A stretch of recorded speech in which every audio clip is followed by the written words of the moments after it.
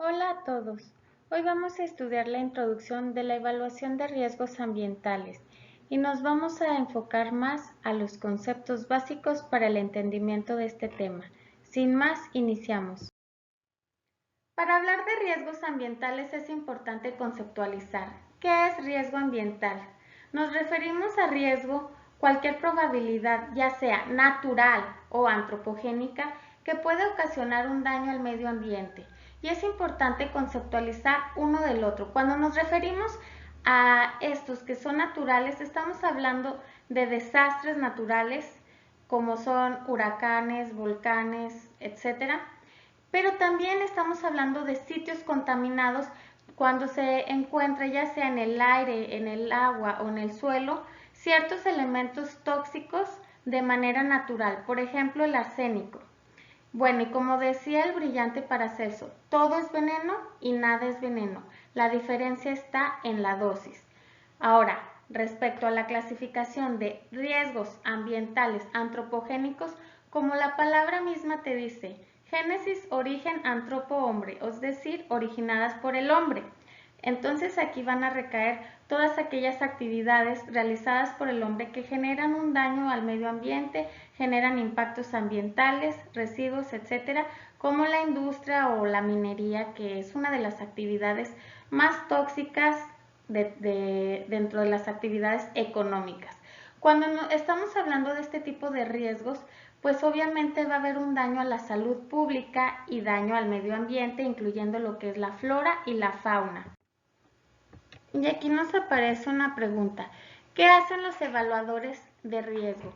Bueno, normalmente son ingenieros ambientales o bien expertos ambientales que trabajan en conjunto con otros profesionales como son biólogos, a lo mejor especialistas en el área social, médicos, químicos, etcétera, para crear grupos multidisciplinarios. Y tienen la finalidad de tres cosas, los evaluadores de riesgo. La primera es crear una metodología para evaluar los impactos ambientales y análisis de riesgo. El segundo objetivo va a ser crear escenarios para también proyectar qué es lo que va a pasar con este tipo de residuos peligrosos o con estos tóxicos que ya se han liberado al medio ambiente y que pueden contenerse tanto en el suelo como en el agua. Y el tercer objetivo es intervenir para dar soluciones ante estas problemáticas. Cuando se hace una intervención, siempre va a ir encaminada ya sea a mitigar los riesgos o a lo mejor a remediar este sitio contaminado, pero también a prevenir cuando todavía se está a tiempo. Y recordemos, siempre va a ser mucho más importante la prevención que la remediación. Prevenir es más factible, es mejor económicamente hablando, ambientalmente hablando y también desde el aspecto cultural y social.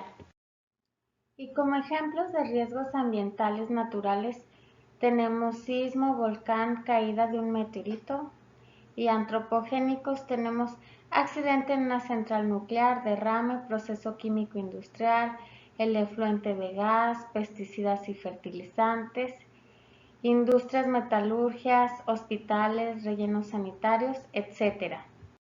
El concepto de exposición es muy importante en el tema de toxicología ambiental y riesgos ambientales, y significa que es el contacto de una población o individuo con un agente químico o físico.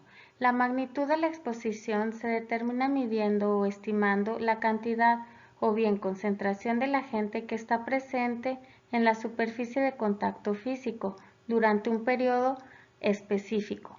El tiempo de exposición para el propósito de toxicología ambiental, las exposiciones se clasifican de acuerdo a la magnitud del periodo de exposición, básicamente en tres, que son las exposiciones crónicas, exposiciones subcrónicas y exposiciones agudas. La exposición crónica son las exposiciones que duran entre el 10 y el 100% del periodo de vida. Normalmente, estas se consideran cuando el individuo está expuesto a concentraciones bajas o moderadas de algún contaminante, pero durante un tiempo largo, ¿sí? Entonces, Es como cuando una población está expuesta a beber agua contaminada, ya sea con flúor o con arsénico, pero ya que la fuente de contaminación está a lo mejor en el manto acuífero, entonces el tiempo va a ser prolongado de esta exposición. Y bueno, normalmente este tipo de exposiciones también se caracterizan por no llegar al límite del individuo. Se refiere a que muy posiblemente no va a llegar a matar, ¿sí? A los individuos o a la población expuesta.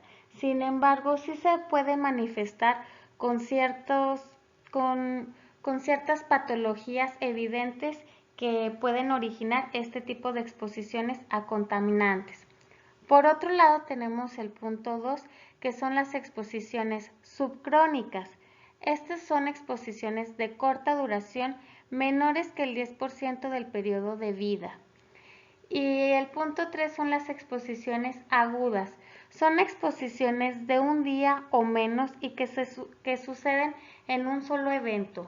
Si son exposiciones rápidas, les voy a contar, bueno, podemos mencionar dentro de la historia de contingencias ambientales, ¿ustedes saben cuál ha sido la contingencia más severa en la historia de la humanidad?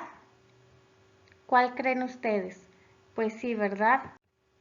La peor contingencia fue el accidente de Chernobyl, que sucedió el 26 de abril de 1986 y pues que conocemos que contaminó de una manera masiva por radiación nuclear, y a pesar de que fue una exposición aguda, que a lo mejor solo duró, bueno, en el caso de los que estaban presentes en la planta nuclear, duró minutos, algunas horas, y sin embargo el efecto ocasionado por la dosis respuesta fue muy significativo y generó grandes consecuencias en la salud pública como en el medio ambiente.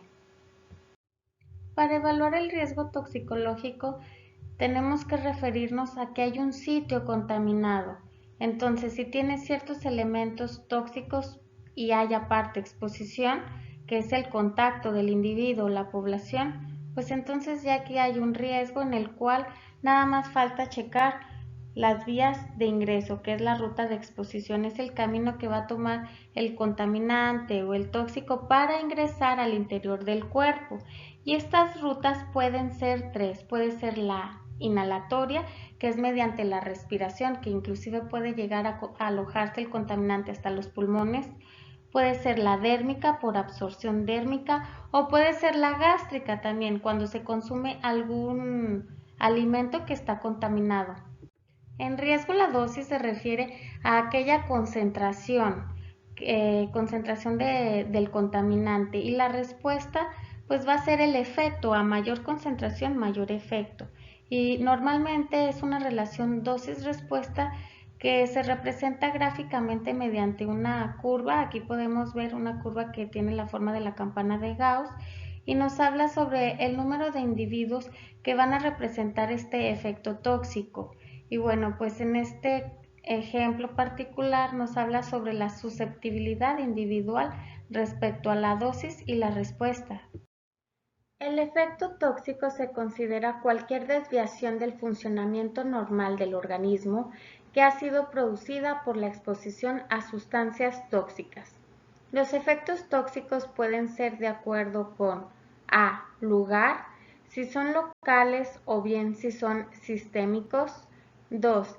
De acuerdo a su duración, si son reversibles o irreversibles, y también según el tipo de efecto tóxico. Los tóxicos se clasifican en cancerígenos, no cancerígenos y tóxicos para el desarrollo.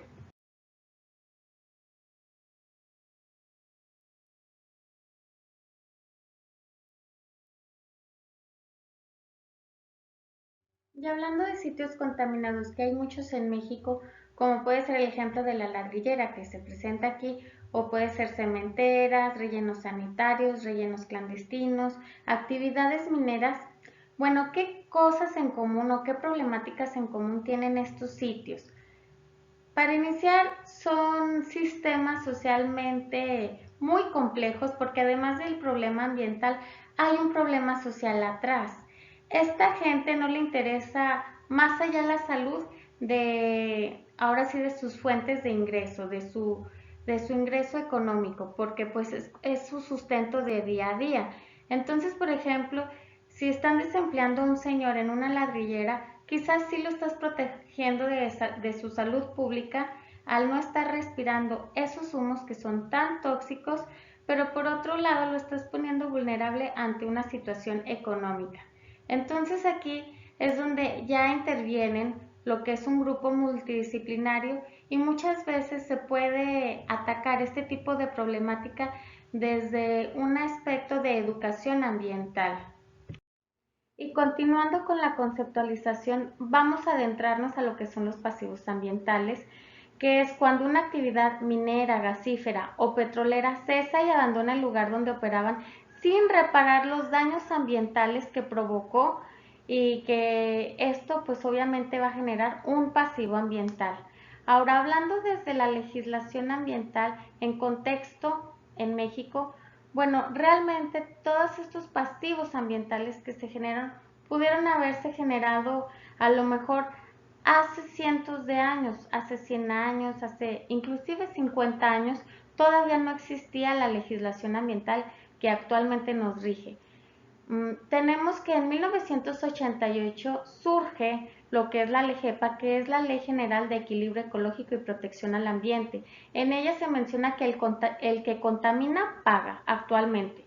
Sin embargo, pues, por ejemplo, en el caso de San Luis Potosí, en Cerro de San Pedro, que es un pueblo donde se desarrollan actividades mineras desde hace más de 400 años, pues no existía esta legislación. Entonces aquí el que tiene que intervenir y remediar pues es el gobierno, sí, efectivamente. Después en el 2003 surge la LGPGIR, que es la Ley General para la Gestión Integral de los Residuos, y, y también surgen normativas, que todas las normativas de la Semarnat surgen posterior del año 2000, alrededor del 2003, 2004, surgen muchísimas en materia ambiental, como es la NOM 141 de la Semarnat 2003, la cual nos habla sobre cómo se debe realizar una instalación de presas de jales para contener los residuos mineros y cómo se deben de neutralizar estos residuos, los protocolos que se deben seguir, etc. En el 2004 se publica la NOM 147 de la Semarnat, la cual nos habla sobre los criterios de remediación de metales pesados en sitios contaminados. Entonces aquí se incluye, por ejemplo, lo que es el plomo, cadmio, arsénico, vanadio, talio, el mercurio, etc. En el 2004 también surge lo que es la CISCO, que es el Sistema de Información de Sitios Contaminados, en el cual se reúnen ciertos investigadores de distintas universidades, por ejemplo la UASLP, que en el PMPCA, también la UNAM, y bueno, aquí hacen un inventario de todos los sitios contaminados. En pantalla podemos ver la fórmula de riesgo, en la cual se menciona que está en función de la exposición y el peligro. Y es simple. Si hay peligro, es decir, pues un contaminante, una amenaza, pero no hay exposición, entonces no hay riesgo. Y también al revés, ¿no? Si por ejemplo está la exposición, pero no hay una amenaza, no hay a lo mejor un contaminante, entonces pues tampoco va a haber riesgo. Para que haya riesgo deben de estar los dos, tanto la exposición como el peligro. Y el riesgo se clasifica en tres: el riesgo a la salud, el riesgo ecológico y el riesgo integrado, que incluye obviamente los anteriores, ¿no? Estamos hablando de salud pública, el ecológico más que nada al medio ambiente y cómo afecta también a la flora y a la fauna. Bueno, es importante también mencionar aquí que hablando de riesgo hay dos tipos de ideologías, o lo podríamos clasificar en dos. Está la biocéntrica, la cual, como la palabra te indica, se va a centralizar en el aspecto biológico, ecológico, flora y fauna integrados como un todo.